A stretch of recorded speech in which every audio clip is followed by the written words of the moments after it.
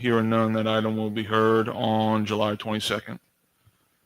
Item number 2, ordinance to adopt a general fund reserve policy and to provide for related matters in the same vein as the last item. I'm going to ask for that item to also be deferred until next meeting. Our finance director has been under the weather for the last week and a half, so he helped write this ordinance and come up with it for us. So I would ask for that item also to be deferred till July 22nd until he is back up to speed and can be at the meeting where the ordinance will be adopted. Once again, item is for public hearing, so if anybody would like to speak on that item tonight, I will allow it. Seeing none, we'll close the public comment period. Council, once again, I'd ask for a motion to defer for 2 weeks. Motion to defer for 2 weeks by Councilman Himmel. Second. Second by Councilman Evans. Any opposition? Hearing none, we will hear that item in 2 weeks. Item number 3, resolution to approve professional services agreement with On Scene Services, LLC. First, I'll bring up our Chief of Police, Todd Morris, to kind of give an explanation of what this contract entails.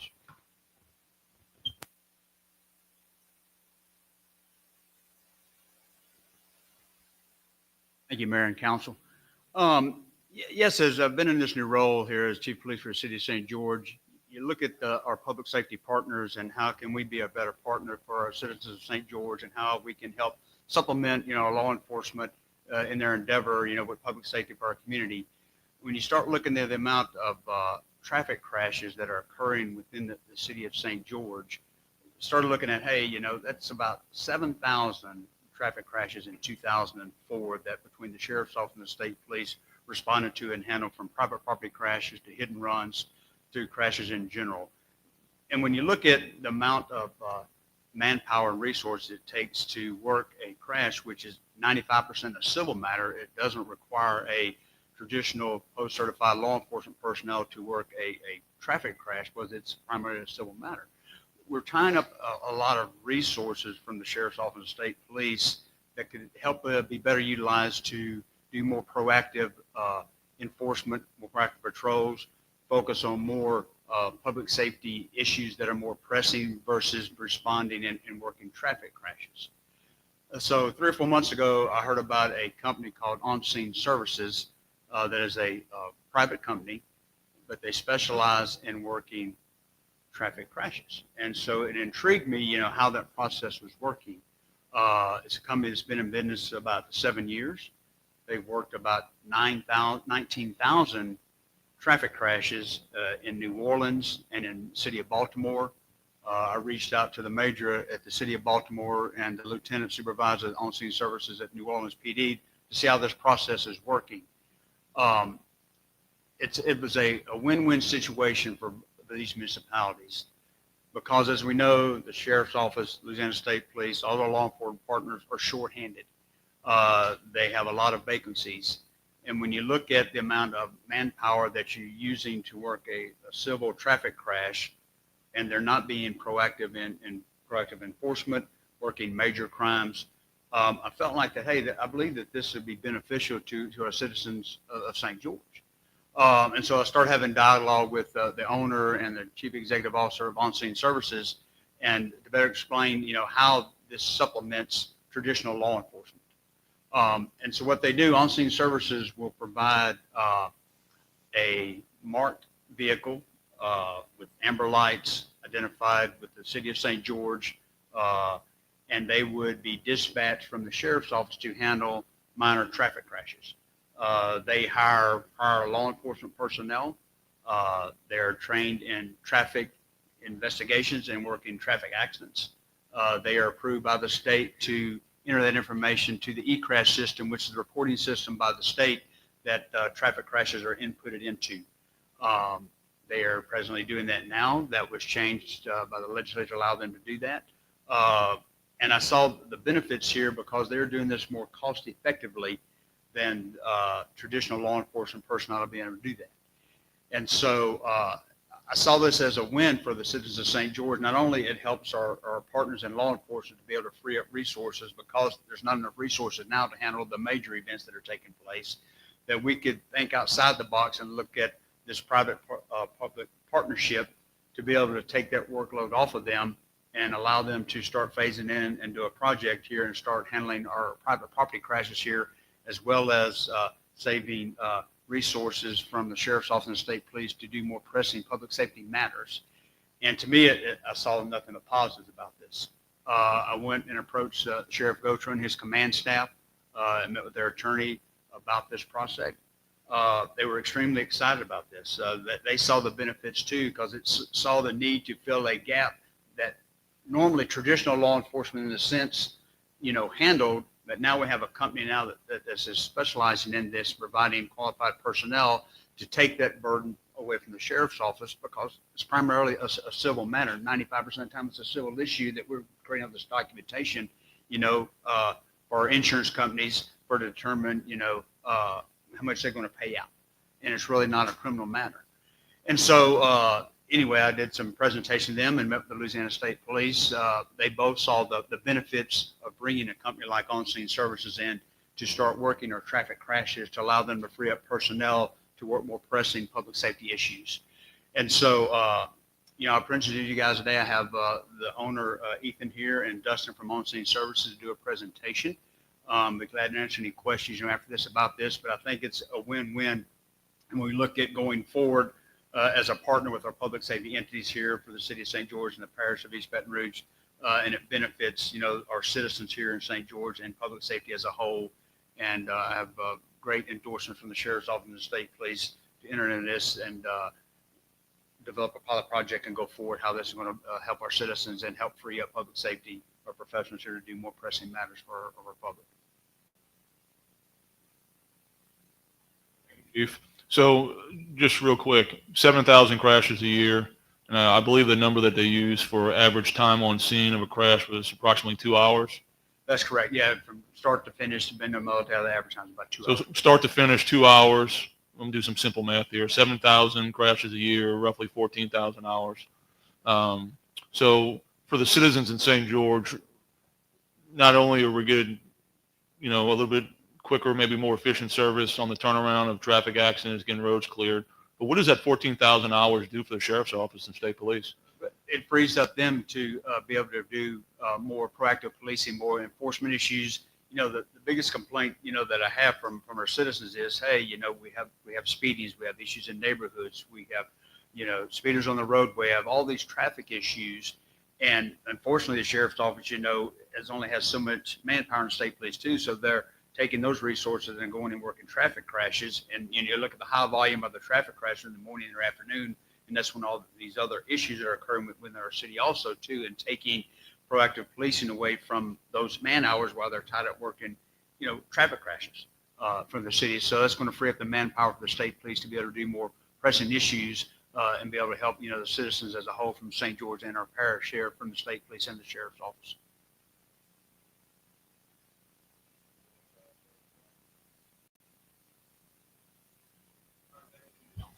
Thank you very much. We'll bring on Mr. DeSherry from OSS. He's going to do a little presentation for us for everybody to see. Council members, my name is Ethan Sheremy with On Scene Services. Thank you for having me this evening. I have a few slides. I'll walk over here to display. We didn't have a clicker available, so I may not be mic'd up on it. But everything the chief said is the benefits of the program. We've been responding to traffic accidents in New Orleans since 2018. We've covered a little over 20,000 in that time. We're also in Baltimore, Maryland, doing that service, and we're in discussions with a number of other cities around the country on that. And the whole premise of that model, as we discussed, is the ability to free up your commissioned law enforcement officer, your cop, the guy with the gun. We need him to handle those higher pressing, violent, urgent type of calls and not do as much on the lower priority civil matter calls, which is what most of these traffic accidents are. So our service serves as a force multiplier for your police departments, call burden reduction as well for them, and it works. So I'll jump in here and grab it. I have it open as the PDF on the bottom already. Just click on that. Sure. There we go. So as we mentioned, the term out there is alternative police response. You're seeing this grow around the country. In fact, one of the models that you see is called a co-responder model for mental health and the mental health or domestic disturbance kind of calls. They are now sending mental health professionals along with a police officer on calls to several civil disturbance type of calls. This is an extension of that program. This is specifically just dealing with traffic accidents. We've been featured on Fox News National, NPR has done some coverage on us, and obviously all the local stations in the cities we're working with. We directly contract and integrate with our city partners. It's a trusted direct integration. In fact, we adopt all current policies from our police partners, be it with Chief here and with EBRSO. So we merge right into this program. We'll be dispatched the same way that an officer's dispatched. We use the same radios. We write the same reports. And from the public side, it's a seamless experience. When parties get in a crash, they still call 911. There is absolutely no change in what happens from the public side of this. Parties will still call 911, except you can see in the bottom we have a mock-up of that St. George vehicle. We're in discussions with the chief about using trucks instead of smaller Explorers. And then an OSS agent, as we call them, is the primary response on that. All of our agents are retired law enforcement. They all have a minimum of 5 years traffic and patrol experience. They've all worked hundreds or thousands of crashes over their time. So they are the qualified personnel needed for this. In addition to that, we do provide training with our partners in New Orleans, in State Police, and here with St. George and with EBRSO. So everything remains the same. That's the key concept to remember, except it's a gentleman or a woman in a different uniform, just driving a different car, but it's a more efficient and great experience for the motorist. We provide full transparency on our operations. You can see here, this was a screenshot for 2024 in New Orleans. There was about 25,000 calls that came in, 24,599, and we had responded to 10,872 of them. We even text the motorist after a wreck and ask them to rate us on a scale of 1 to 10, leave comments if they'd like, and you can see in the bottom right corner, we averaged a 9.74 out of 10 rating with people who responded to our surveys afterwards. Here's another brag slide just on some of the red. These are some of the comments that were left by parties that were involved in some of the accidents that we covered. Timely, well-informed, very helpful, excellent service. Took his time to talk to both parties. Please expand OSS to have further impact on the city. So we're very, very proud, and we like to brag on the job that our agents do and the level of customer service we provide out there. And we have that fourfold impact across it. Law enforcement, we serve as a force multiplier. We let armed law enforcement respond more to higher priority type calls. Government is offering a new citizen-centric service to all of their constituents. Drivers like us because it's a quicker, faster, better experience, and we catch enough data out there to help you hopefully resolve your insurance claims a bit faster. This was an impact report we had commissioned on our 2024 impact in New Orleans.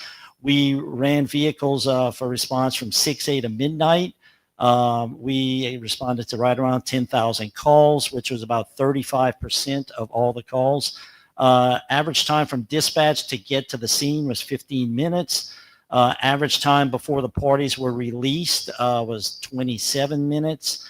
And we had the effect of about 24,000 officer hours. So Mayor, when you were saying, doing your math there on the 14,000 or so, you can see that is a big, big impact there. In New Orleans, that equaled to about 16 full-time officers is what we had the effect of there.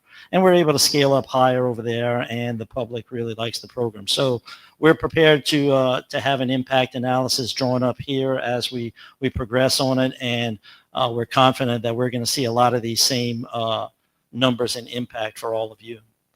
When we looked at some of the data here, we're going to go through a few slides and just go faster. This was the information on the map of where some of those calls were.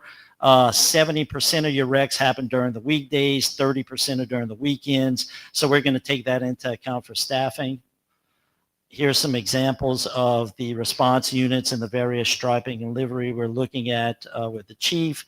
And this is just a few different of the models under consideration on when we would have units out there. We haven't perfected it yet with the chief, but it's a work in progress that, based on our monthly meetings, we'll be able to change deployment schedules based on historical crash data or on what the city really needs on there. This was a weekend deployment here.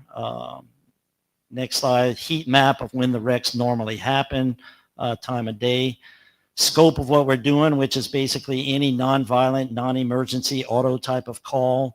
And then we can look at other issues on there as we progress. Outstanding issues that we've worked through a lot of already with EBRSO and with Chief and his team over here include the radios, the computers, our workflows, dispatch, citations, etc. on there. So we're on top of the game on it. And we're looking forward to getting this program launched with you all real soon. Any questions?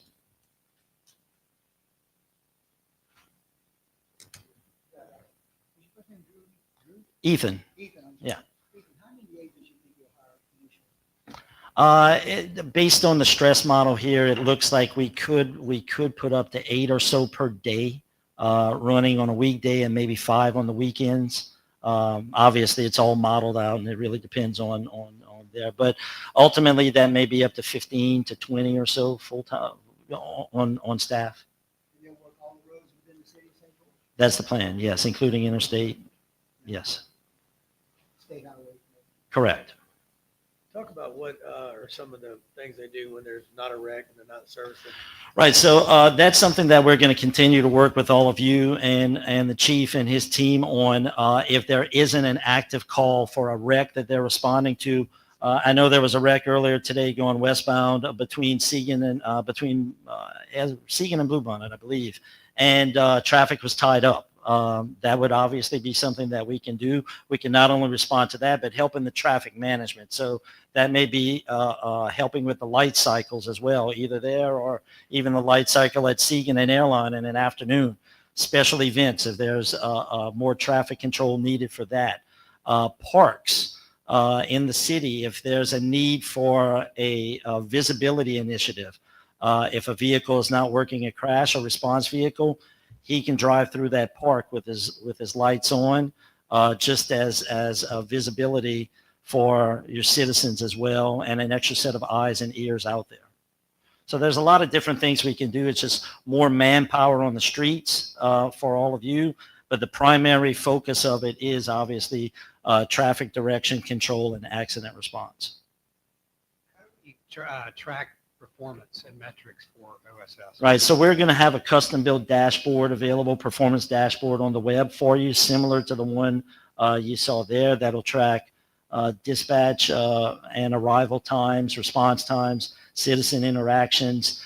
We work with EBRSO as well, and the different dispatch software that they have that we'll be able to provide weekly and monthly reporting on that. That dashboard's normally fairly real time, within 24 hours or so. It updates every evening, overnight. So you'll have full visibility on performance as well. On top of that, Chief and I already have a meeting schedule set up for monthly meetings on performance, any outstanding issues, requests, or things like that. Take us through a regular call. A wreck happens, 911, call in. Right. And then at that point, I go. What happens? Sure. So Typically, with you guys, with the sheriff, with state police, what happens? Correct. If you're the motorist, if you're the citizen out there, nothing's different except for the service you may get and the visibility of it there. It won't be a guy with a gun driving up and a typical law enforcement presence. We'll have the lights. We're unarmed, and we're there for one reason only, and that's to efficiently gather that data and process that scene so that you can get back on your way and about living your life. You're not going to wait 3 hours for a response on something on there. Today, a wreck happens and a sheriff deputy or a state police officer is busy on another call or 30 minutes out, he's in traffic. Correct. A call comes through, he's supposed to come to the call, but he can't get to the call. He's on another something. Mhm. But you guys hear this, you say, now I can take the call, we can get there faster, and then you work with them. Correct. So working with Chief, we are planning to be, whenever there are OSS agents, as we call them, response units, actively on the clock and clocked in, they will be primary response. So the call will immediately go to an OSS agent first without even bothering state or your EBR guys. That way we can handle that call in and of itself. And if the calls would somehow stack up to where there are more calls than OSS units available, they can either hold in queue for an OSS agent to then respond, or it can be rolled over to an EBR unit or a state police unit from there. We haven't really seen that be the case for the most part. Operations are scheduled 6 a.m. to midnight. That's when 92% of your calls come in. So there is going to be a section overnight where it doesn't make sense to have OSS units out there, at least initially. But as primary response, we believe that we're going to have the capacity out there to handle significant portion of all of those calls. And as a result, your citizens won't be waiting 2 hours or an hour or 3 hours for a sheriff's unit or a state unit to be able to respond to those calls. OSS, who covers the cost of retirement for the employees, and is OSS insured? Yes, we meet all state requirements, contractual requirements on insurance between automotive, general liability, cyber, workers' comp. All of the agents are employees of OSS, so we handle all of their pay, retirement, et cetera.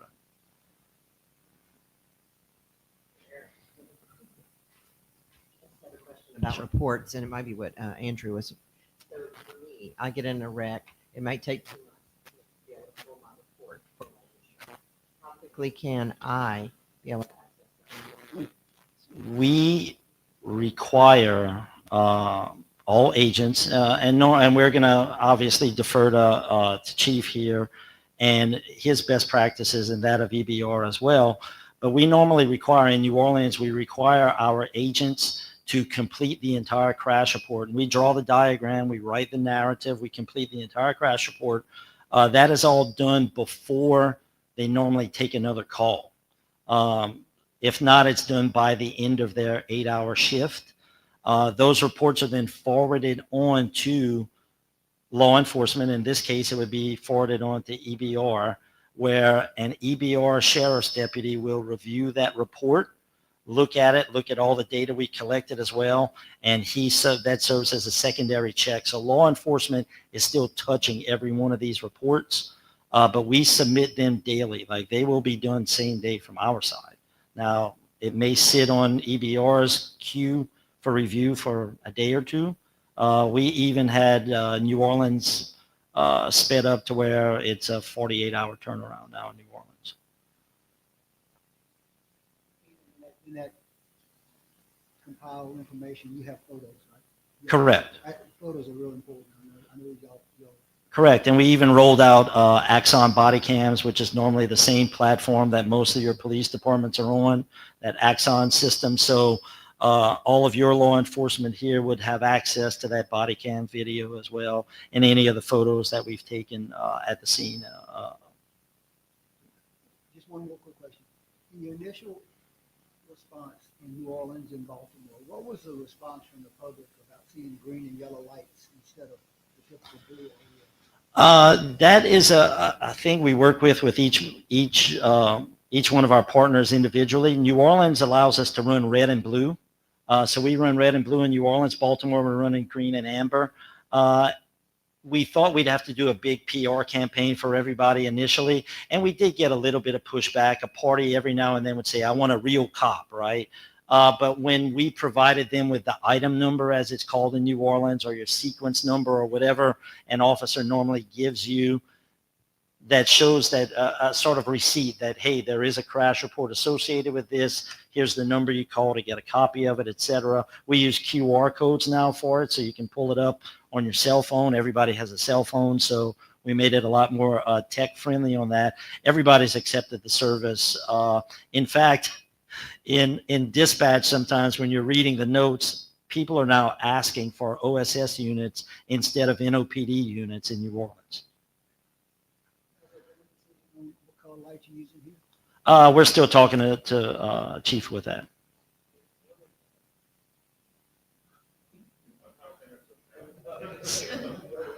Ethan, will your agents be wearing uniforms and will they be armed? Correct. We wear an official designated uniform. We're working on the exact specifics of what Chief would like that to look like.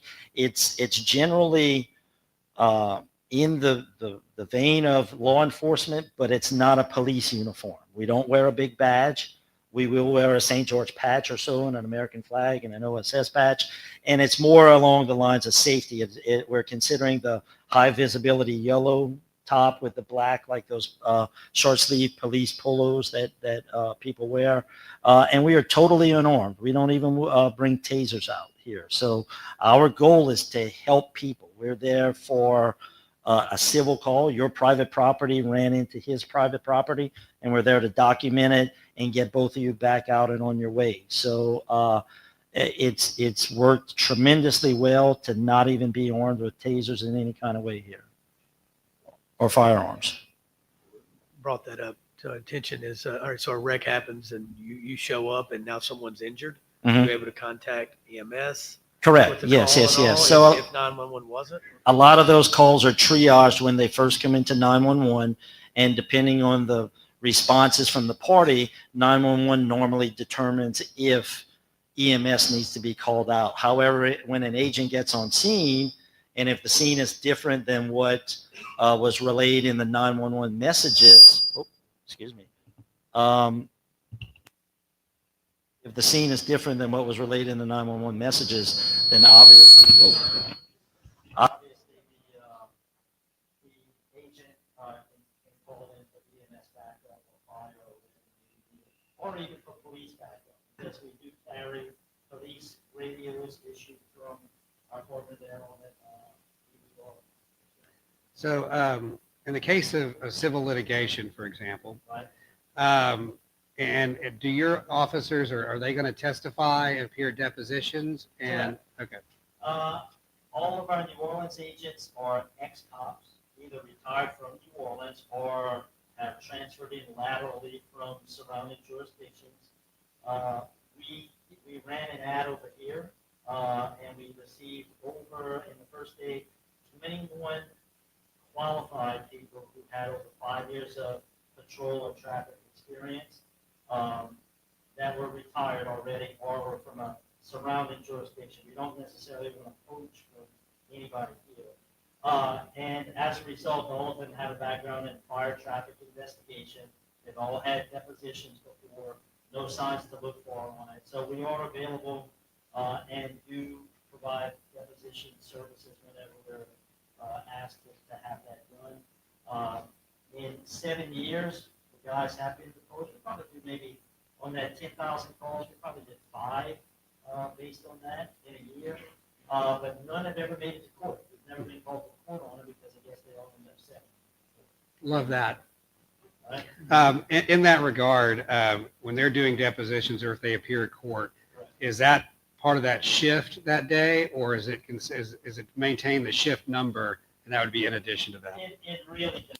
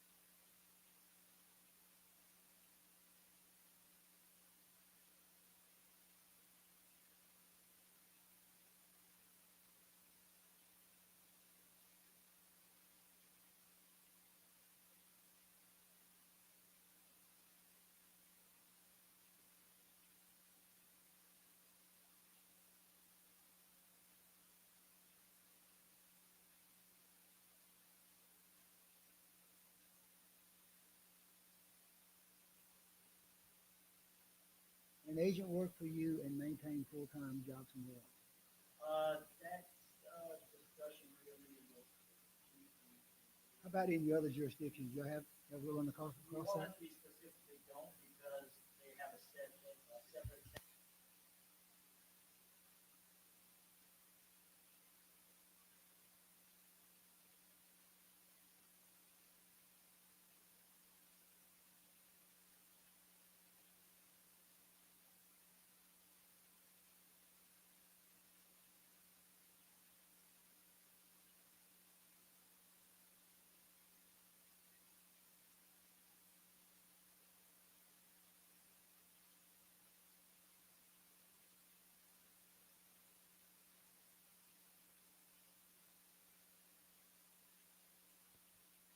I appreciate it. Thank you.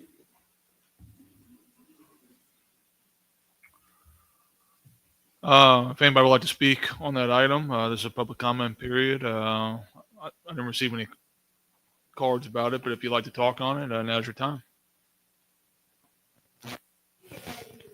You can come up here. Yeah.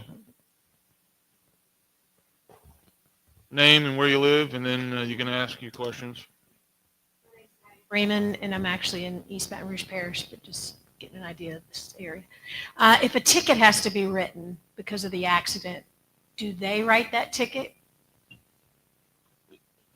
So just to know, so you know how this works, you come up, make your statements, and whether they're questions or not. So if you got 3 questions, ask the 3 questions, and then we'll close you out, and then we'll bring somebody up here to answer them for you. That's my only question. That was it? Okay. Thank you. Ethan? I'm here, Ethan again. The quick answer on that question is, believe it or not, there are only 2 instances that state law mandates a citation, and part of those are even up for debate. That's if you're operating a vehicle without a license. Normally, that's left up to the discretion of the officer on whether or not there's a citation issue. And the second is obviously failure to produce mandatory compulsory motor vehicle liability insurance, right? Driving without insurance. That's the one where the plates are seized and the big orange sticker is put on the car and the car's immobilized on the highway. That is a situation that we're working with Chief here and with EBRSO on who would have that process to have that taken care of right now. We've got it worked out a bit, but we still have a little bit of discussion to do on that. That is accounting for maybe 5 to 10% normally of the calls that you're going to see. So it's not a huge number, but it is significant enough that there is a workflow process right now in which EBRSO would still handle that portion or any of the citation portion needed. So with that, and talking about a ticket being served or maybe even arrest, let's talk about a DWI. You guys pull up, it's Correct. a wreck, Correct. solo wreck. He's hit a pole or something. You Right. pull up on him, and your deputy or officer or ESO officer realizes he's impaired. Right. He immediately calls. What happens? Yeah, so that's Just turn it off. that's the beauty of the integrated command that we have. The police issued radios and the police computers in there. In New Orleans, it's we see it at least a couple of times a month. We immediately radio in. We stay on scene until a field sobriety trained officer comes and then takes over that call from us. So we don't handle that call. Our guys are trained to spot all the obvious things like every other officer would be in there, but we're not gonna be the guys that do the actual field sobriety test.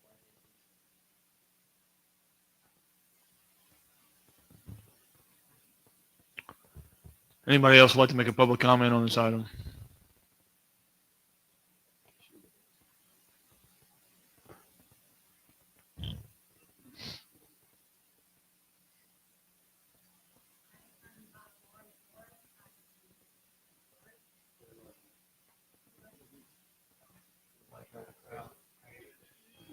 I'm Laura McMorris. I live in the city of St. George.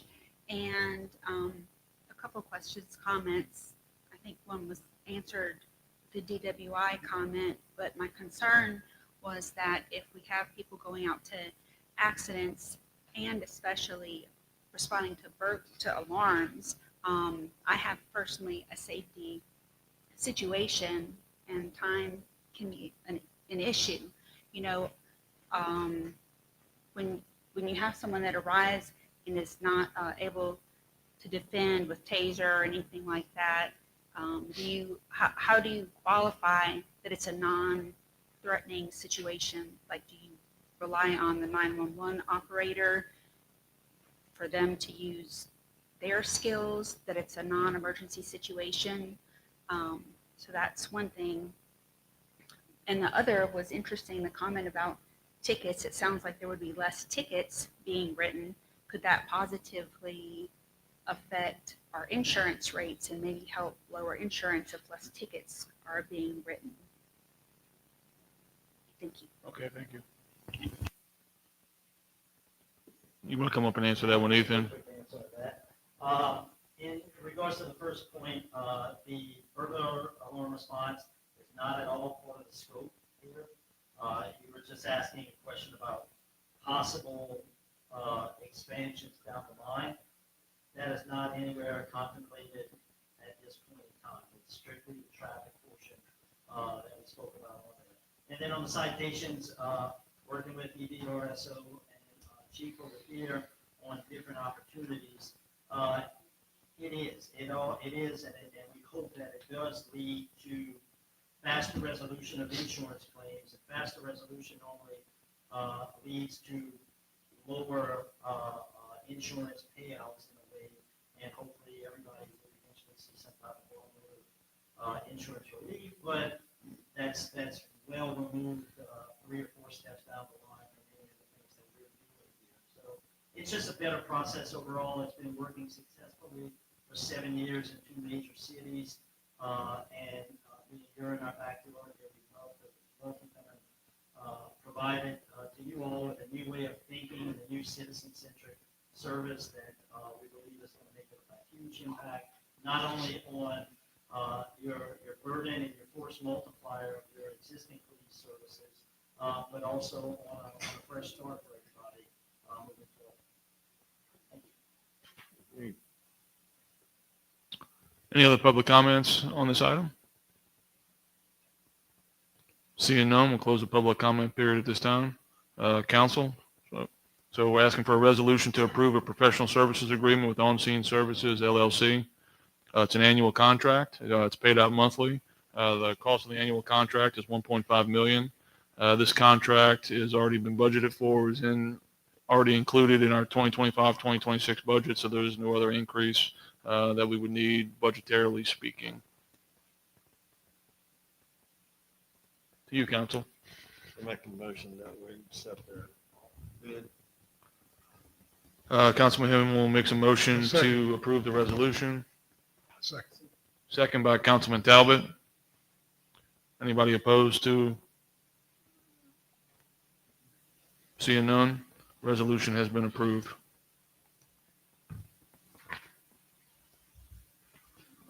All right, next item, appointment of the city clerk. So every year we have to make these appointments. Our city clerk is Ms. Lorraine Beeman. A year ago, she never envisioned in any which way or shape or form that she would ever be the city clerk for the city of St. George. I can just tell you that she has done an unbelievable job. I think everybody in this council would attest to that. You are an invaluable part to the city and to everything that we do. All that being said, I surely hope that you stay for a while. But my recommendation would be that we reappoint Ms. Lorraine Beeman as the city clerk for the city of St. George. Before we get to that, though, I will open this item up for any public comment. If anybody would like to speak on this, only if it's good for Ms. Lorraine, though. Sorry, I probably shouldn't say that, but I don't care.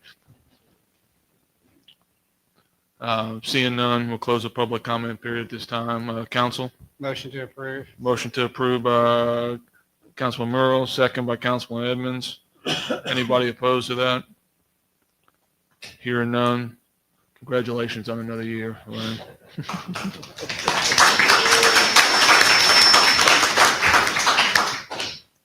Item number 5, appointment of city attorney. Once again, we have Ms. Sherry Morris here, who's been our city attorney for the last year. I feel like she's been our city attorney for a lot longer than that.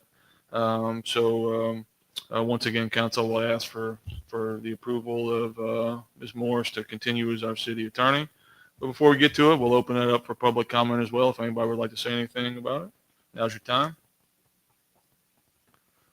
Seeing none, we'll close the public comment period. Council? Oh, no, I have a question. It's a funny. Sherry, are you sure? All right. Now, Patty, go ahead. Motion to approve by Councilwoman Cook, second by Councilman Monticello. Any opposition? Hearing none. Congratulations, Sherry.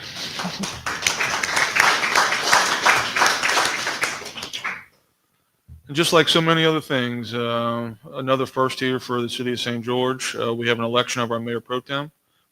This would be the first mayor pro tem for our city. Before we open up the nominations, I will open this item up for public comment. If anybody would like to make a comment. Seeing none, we'll close the public comment period. At this point, we'll open up nominations, correct? Open up nominations for Mayor Pro Tem.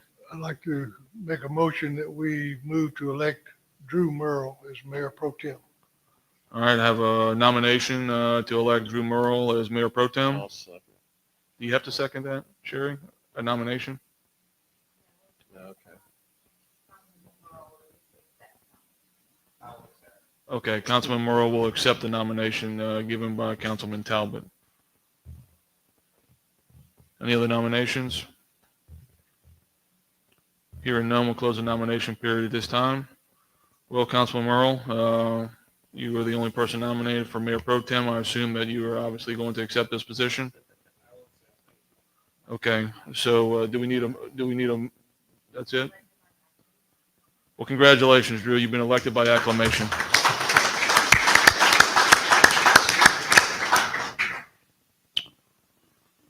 And that concludes all of our items for public hearing and action. Other business announcements. Our next city council meeting is Tuesday, July 22nd, 2025 at 5 p.m. Our Board of Adjustment meeting is Monday, August 4th, 2025 at 5 p.m. Our Planning Commission meeting is Monday, August 4th, 2025 at 6 p.m. And our Zoning Commission meeting will be Monday, August 4th, 2025 at 6 p.m. Once again, all those meetings for the time being will all still be here until we fully transition to the new building and can do a little reorganization over there to make sure it's suitable for meetings. That being said, do I hear a motion to adjourn? Motion to adjourn by Councilman Merle and second by Councilman Himmel.